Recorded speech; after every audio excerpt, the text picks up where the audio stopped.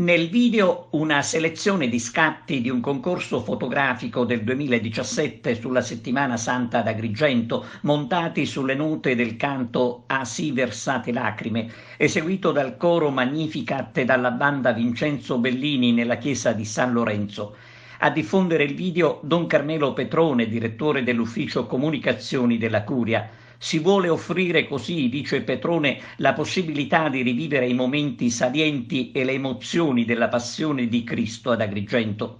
E le emozioni sono contenute proprio nel canto, che da Agrigento si è diffuso in tutta la Sicilia, emozioni forti che accomunano giovani e anziani.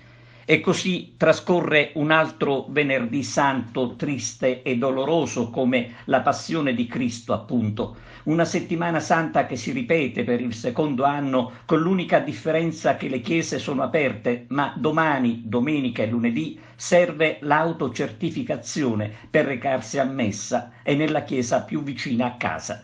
Un altro anno senza processioni con la Via Crucis di Cristo, che è la Via Crucis di tutti noi, costretti a subire ancora le pesanti restrizioni.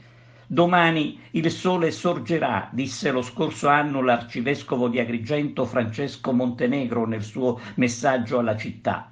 Tanti fratelli, aggiunse il cardinale, sono inchiodati sulla croce del virus.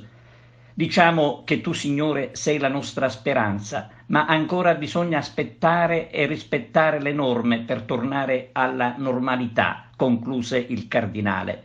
Rispettare, ma lo facciamo da oltre un anno. Rispettare se vogliamo uscire dal tunnel, ma ormai, diciamolo, non dipende solo dai cittadini. E l'unico augurio che possiamo rivolgere per quest'altra Pasqua blindata è che davvero domani il sole possa sorgere, per non sentirci più crocifissi, ma tornare a vivere la gioia della resurrezione.